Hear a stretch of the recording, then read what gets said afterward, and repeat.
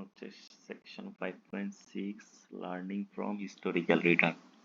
যা প্রথমে বলতেছে টাইম সিরিজ আর সিনারিও অ্যানালাইসিস। আমরা ফরওয়ার্ড লুকিং সিনারিও অ্যানালাইসিসে কি করেছিলাম, বিভিন্ন রকমের সিনারি করেছিলাম, এসিউম করেছিলাম এবং ওই সিনারিগুলোতে হওয়ার সম্ভাবনা প্রবাবিলিটি অ্যাসাইন করছিলাম এবং এর ভিত্তিতে আমরা রিটার্ন ক্যালকুলেট করছি এবং রিস্ক ক্যালকুলেট করছি। অন্যদিকে হিস্টোরিক্যাল রিটার্নে কি করা হয়, come in from of the time series of actual return, যেগুলো অ্যাকচুয়াল রিটার্ন থেকে করা হয়, that do not necessarily match investor original assessment of the probability of those return. যা কি অরিজিনাল, এই যে ম্যাচ ইনভেস্টর অরিজিনাল অ্যাসেসমেন্ট, যা হয়তো ইনভেস্টর অরিজিনাল অ্যাসেসমেন্টের সাথে কি মিলবে না। আচ্ছা, এখন দেখি এই যে expected return and the arithmetic average. এই যে আমরা যখন হিস্টোরিক্যাল ডাটা ইউজ করি, we treat each observation as equally likely scenario. আমরা যখন সিনারিও অ্যানালাইসিস করছিলাম, কোনো একটা সিনারিও হওয়ার সম্ভাবনা 25%, কোনোটা 35%, কোনোটা 50%, কিন্তু যখন হিস্টোরিক্যালি করব তখন আমাদের কি প্রত্যেকটা সিনারিও হওয়ার সম্ভাবনা থাকবে সমান। সো এই সমান বলতে তাহলে কি 1/n। যদি এখানে 10টা সিনারিও থাকে, প্রত্যেকটা হওয়ার সম্ভাবনা থাকে তাহলে 10%, যদি 20টা হয় তাহলে 5%। এটা বের করবো গিয়ে 1/n দিয়ে। তারপর প্রত্যেকটা সিনারিওর সাথে আমার যে রিটার্নটা, সেটা গুণ করে দিলে আমরা পেয়ে যাবো কি arithmetic average historical rate of return. এই যে এখানে একটা ম্যাথ দিচ্ছে, এটা আমরা এক্সেলে করে দেখি। আমার এই যে প্রবাবিলিটি হচ্ছে কত পার্সেন্ট, প্রবাবিলিটি হচ্ছে প্রত্যেকটাতে সমান, আর আমার হোল্ডিং পিরিয়ড রিটার্ন গুলো হচ্ছে কি এই যে এটা। এখন আমি এই যে প্রত্যেকটাতে যেহেতু সমান, আমি এখানে এর অ্যারিথমেটিক অ্যাভারেজটা কিভাবে বের করতে পারি, সবগুলাকে যোগ করে 5 দিয়ে ভাগ করে দিলে হয়। এই যে যোগ করলাম,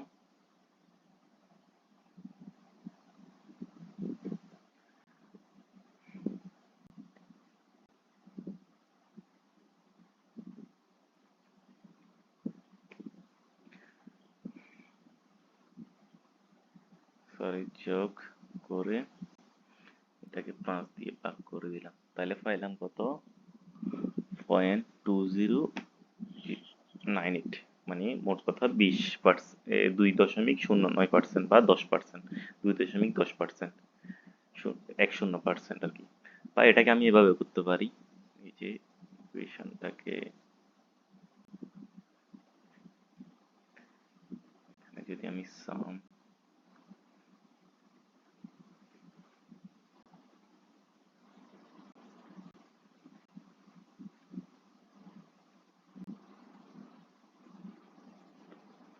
এই যে সেম ভ্যালু বের হচ্ছে, মানে হচ্ছে কি এখানে আমি যেভাবে করি না কেন, এই যে কারণ আমার এই যে পাঁচটা আবার প্রত্যেকটা প্রবাবিলিটি সেম, আমি যদি 5 দিয়ে ভাগ করি তাহলে সেম প্রবাবিলিটির আনসার বের হবে। আচ্ছা, অ্যারিথমেটিক অ্যাভারেজ বের করলাম।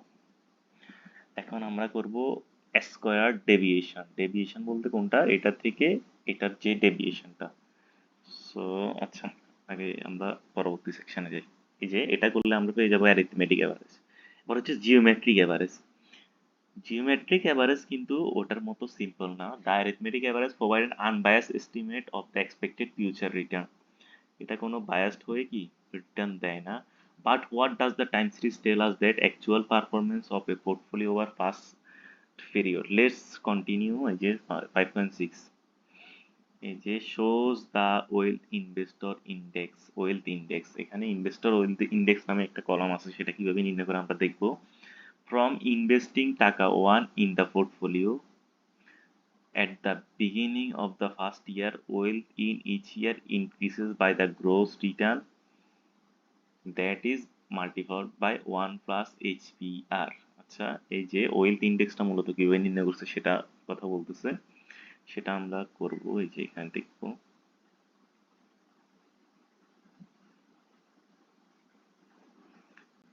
এই যে আচ্ছা, আগে প্রথমে আমাদের বের করতে হবে স্কয়ার ডেভিয়েশন।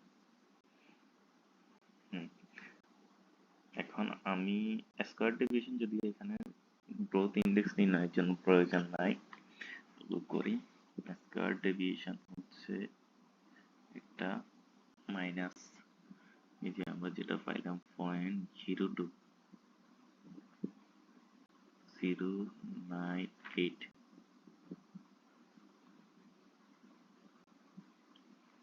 এটাকে আমরা করে দিব হোল স্কয়ার, তাহলে পেয়ে যাচ্ছি 9। প্রত্যেকটার জন্য কি করলাম, বের করলাম।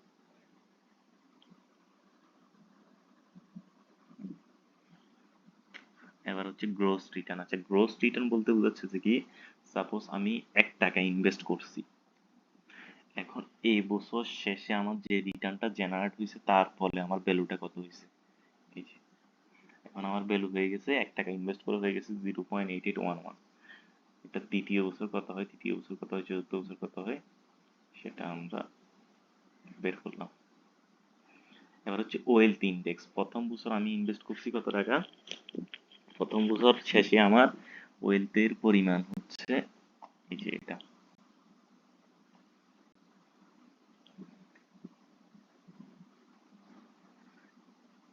আর দ্বিতীয় বছর আমার ওয়েলথের পরিমাণ হবে এটা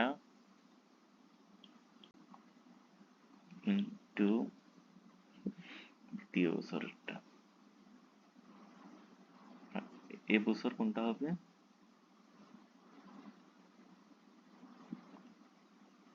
বছর হবে, বা এটাকে এটা ইন্টু এটাও করা যায়, এটা ইন্টু এটা, তারপর বছর কি হবে,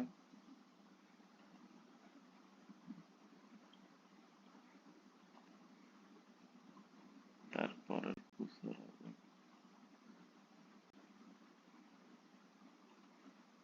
এটা। এই যে আমার শেষ পর্যন্ত ওয়েলথ হচ্ছে এটা। আর আমার জিওমেট্রিক এভারেজ রিটার্ন বের করার সূত্র হচ্ছে কি, এই যে আমার শেষ পর্যন্ত যে ওয়েলথটা থাকবে সেটাকে আমরা ডিভাইড করব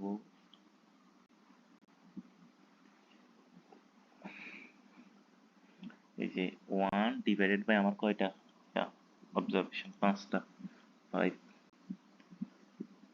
তারপর এটা থেকে মাইনাস করব 1, তাহলে আমার বের হয়েছে কত, 0054। এটা হচ্ছে কি আমার জিওমেট্রিক এভারেজ রিটার্ন। আর এখানে আমার এক্সপেক্টেড কি বের করছে, holding period return. Expected holding period return হচ্ছে কোনটা, ওইটা, ওই যে মানে আমরা সাধারণত যে মিনটা বের করি।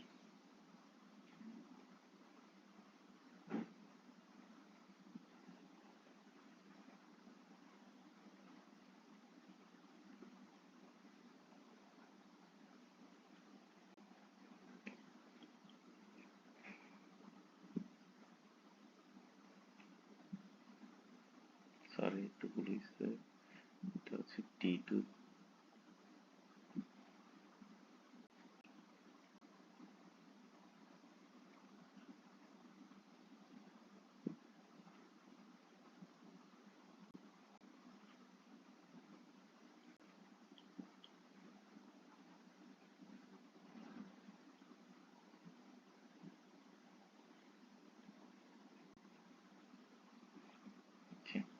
সেম ভ্যালু ভ্যারিয়েন্স, ভ্যারিয়েন্স হচ্ছে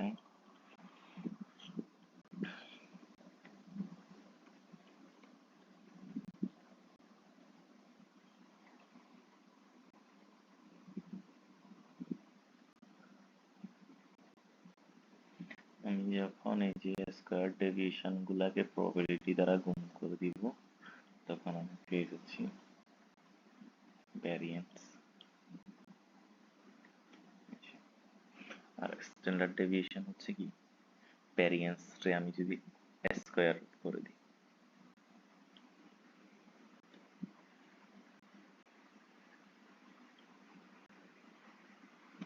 তাহলে আমি পেয়ে যাচ্ছি। আচ্ছা, এবারে এই যে এভাবে মূলত কি অ্যারিথমেটিক এভারেজ জিওমেট্রিক এভারেজটা নির্ণয় করে। এই যে টার্মিনাল ভ্যালু।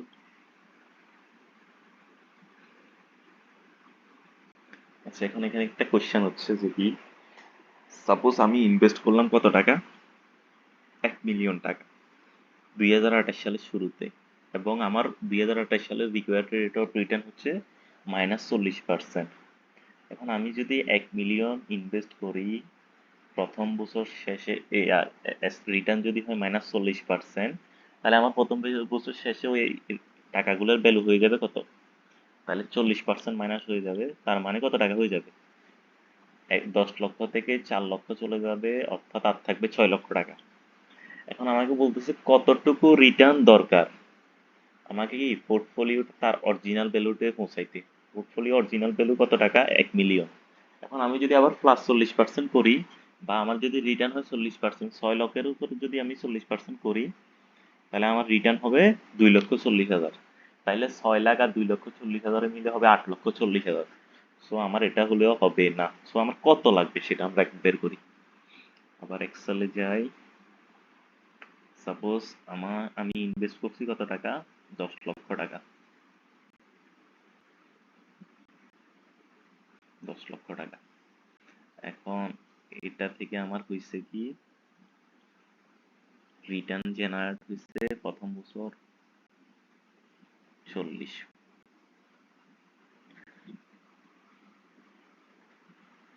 তাহলে বললাম যে টোটাল ইনভেস্ট সমান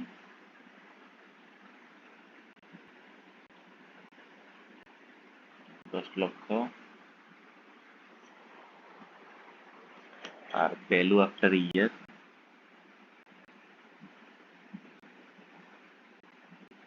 আর 1 ইয়ার শেষে সেটা হয়েছে 2 লক্ষ। তারপর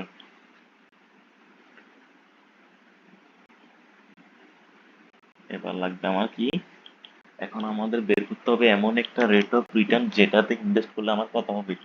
স্টক ভ্যালু হবে 10 লক্ষ টাকা, 6 লক্ষ টাকাটা হবে কত? 10 লক্ষ। সো এটা নির্ণয় করা যায় কিভাবে? আচ্ছা, এটা নির্ণয় করার জন্য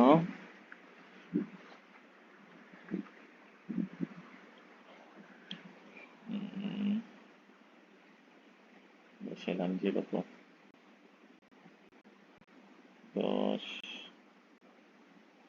লক্ষ,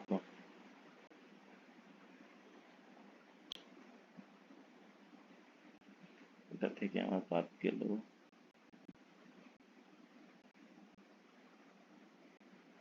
40। এখন এটার সাথে আমাকে যোগ করতে হবে এমন একটা ভ্যালু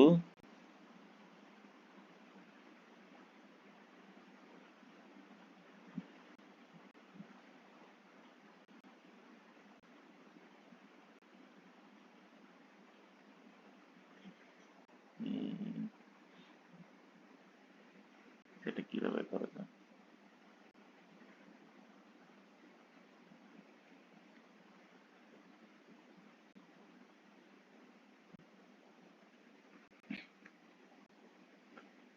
সেটা এভাবে বলা যায়,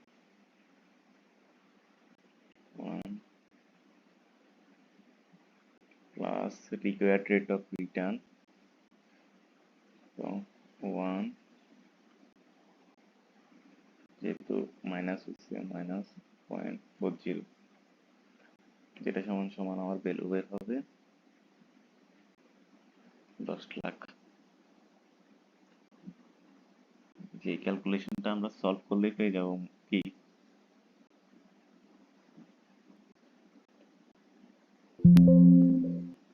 এই ক্যালকুলেশনটা আমরা সলভ করলে পাবো আমার কত রিকোয়ার্ড রেট অফ রিটার্ন দরকার। এই যে ক্যালকুলেশনটা সলভ করলে আমরা পাবো 66.7%। আচ্ছা, এবার হচ্ছে estimating variance and standard deviation. Variance বের করা আমরা অলরেডি দেখেছি কিভাবে বের করব। এই যে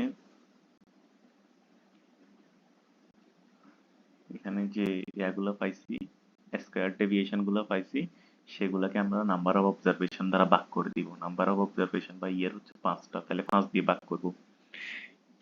এভাবে সাধারণত কি ভ্যারিয়েন্সটা নির্ণয় করে। তবে এই ভ্যারিয়েন্স নির্ণয়ে একটা সমস্যা, সমস্যা হচ্ছে কি এটা বায়াস টুয়ার্ড ডাউনওয়ার্ড।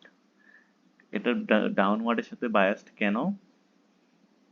কারণ হচ্ছে কি আমরা এখানে যে 5 দিয়ে ভাগ করছি এই 5টা মূলত নিচে কি থেকে, নাম্বার অফ অবজারভেশন থেকে, যেগুলো হচ্ছে আসলে স্যাম্পল, যেটা আসলে কোনো কি এক্সাক্ট অ্যাকচুয়াল ভ্যালু না।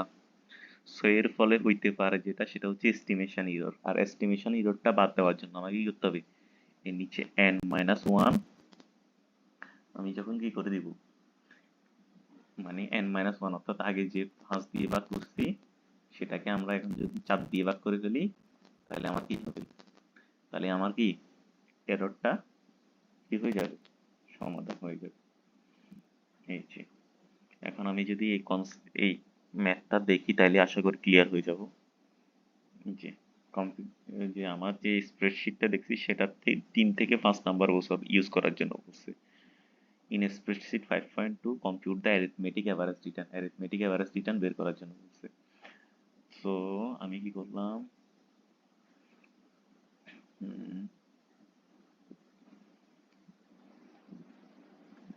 এটা এর পাশে করে নিই।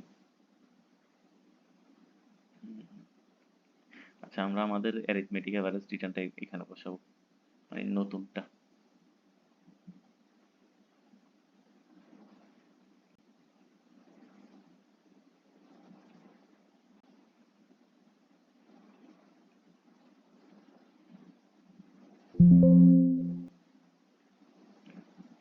নতুনটা এখানে বসাবো। যে তাহলে আমার কত বছর, বছর হচ্ছে এই তিনটা, এই তিনটের ভ্যালুকে যোগ করব।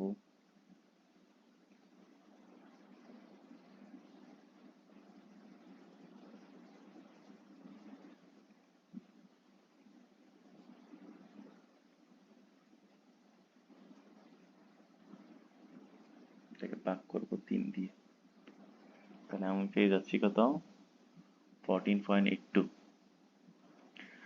আচ্ছা তারপরে আমাকে কি করার জন্য বলছে, জিওমেট্রিক এভারেজ। এই ঘরে লিখি জিওমেট্রিক এভারেজ। জিওমেট্রিক এভারেজ নির্ণয় করবো কিভাবে, যে এটার ইয়ার ইন্ডের ভ্যালু ইনটু এটার ভ্যালু ইনটু এটার ভ্যালু। আমি একসাথেই করে ফেলি, এগুলার উপরে পাওয়ার দিব কি 1/3, আর এটা থেকে মাইনাস করবো 1, তাহলে আমার পেয়ে যাচ্ছি কত, 14.39। তারপর কোশ্চেন আমাকে বলছে standard deviation of return using the correction for degree of freedom. Degree of ফ্রিডমে আমি যদি কারেকশন করি তাহলে কি হবে, ডিগ্রি অফ ফ্রিডম, তাহলে আমার এখানে কি হবে, এখানে একটু চেঞ্জ করা লাগবে, সেটা হচ্ছে আমার কি অ্যারিথমেটিক অ্যাভারেজটা মাইনাস করব।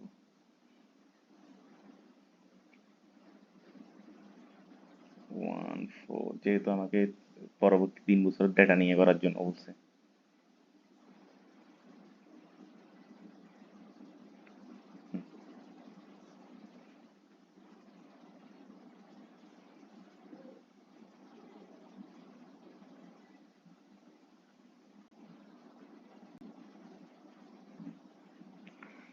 এখন আমরা করতেছি কি স্ট্যান্ডার্ড ডেভিয়েশন।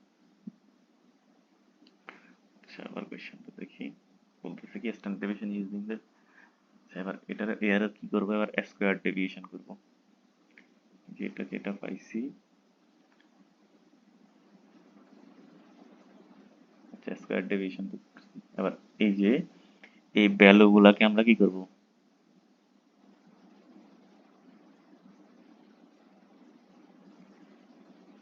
ভ্যারিয়েন্সের যে ভ্যালু গুলা সেগুলাকে আমরা রুট করে দিব। আগে ভ্যারিয়েন্সের ভ্যালু গুলা লিখি,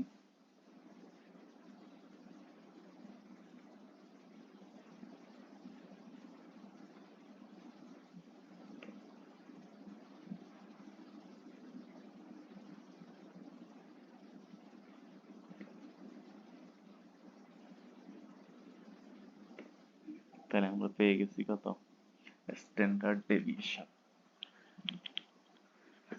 আমাদের স্ট্যান্ডার্ড ডেভিয়েশন মনে হচ্ছে ভুল হয়েছে, সেটা হচ্ছে কি আমরা 3 দিয়ে ভাগ করলে তো হবে না, সেখানে যে আমরা সাম করছি সেটাকে তো ভাগই করি নাই, ভাগ 2, তাহলে 12.37%। তারপর আমাকে তারপরে এই যে এখানে আমাকে কোশ্চেনে বলছে যে কি square division return using the correction for degree of return. Degree of return আমার ওখানে 3 ছিল, 3 ইউজ করার কথা ছিল, এখন আমরা ইউজ করবো কত 2 কারেকশন ইরোরের কি যাতে ইয়াটা কমে যায়, 2 করলাম। আচ্ছা এরপরে বের করলাম। তারপর আমাদের ফাইনাল কোয়েশ্চেন হচ্ছে কি compute the Sharpe ratio. Sharpe ratio assuming the কত risk free rate was 6% per year. Risk free rate এখন আমার স্ট্যান্ডার্ড ডেভিয়েশন পাইছি 12.37। আচ্ছা শার্প রেশিও নির্ণয় করার সূত্র হচ্ছে স্ট্যান্ডার্ড ডেভিয়েশন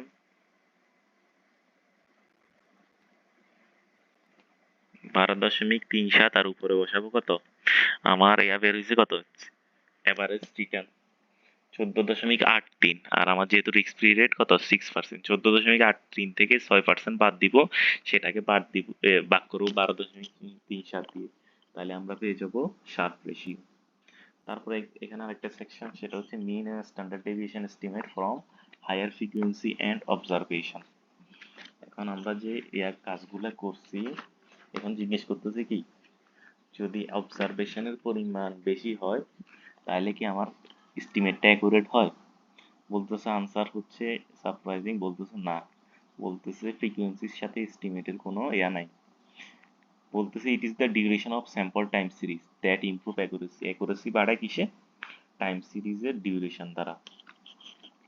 বলতেছে যে কি যে tan annual provide an accurate tan annual return provide an accurate estimate of an expected rate of return as at 120 monthly return.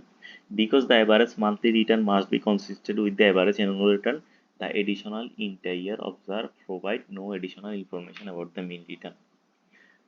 যে মোট কথা যখন আমার কি হবে এর পরিমাণটা বাড়বে তখন কি আমার অ্যাকুরেট রেজাল্ট প্রোভাইড করবে। আবার বলতেছে আবার এখানে কিছু সমস্যা আছে, যেমন আমরা যদি ওল্ড ডাটা সেট ইউজ করি সেটা হয়তো কি লেস ইনফরমেটিভ হতে পারে, যেমন আবার 19 শতকের ডাটা 21 শতকের ডাটার সাথে হবে মিলবে, হয়তো মিলবেও না। In contrast to the mean, the accuracy of estimate of standard deviation can be made more precisely in increasing number of observation. Number of observation বাড়াইলে মিনের accuracy টা বাড়বে। This is because কারণ the more frequent observation gives us more information about the distribution of deviation from the average. এভাবে আমরা কি করতে পারি accuracy of estimate of by using more frequent observation. More observation use করে কি করতে পারি আমরা আমাদের এটা অ্যাকুরেসিটা বাড়াইতে পারি।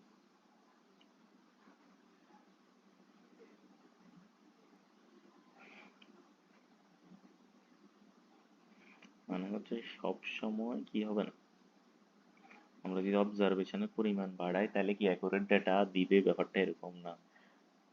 অবজারভেশনের পরিমাণ না বাড়ায় আমরা যদি টাইমের পরিমাণ বাড়াই, ডিউরেশনের পরিমাণ বাড়ায়, তাহলে আমরা সাপোজ আমরা অবজারভেশন এমনগুলো নিলাম যেগুলো হইলো পজিটিভ রিটার্ন দিচ্ছে, তাহলে কি হবে, তাহলে কি আমরা আসলে কি অ্যাকচুয়াল বা অ্যাকুরেট এস্টিমেট করতে পারবো না।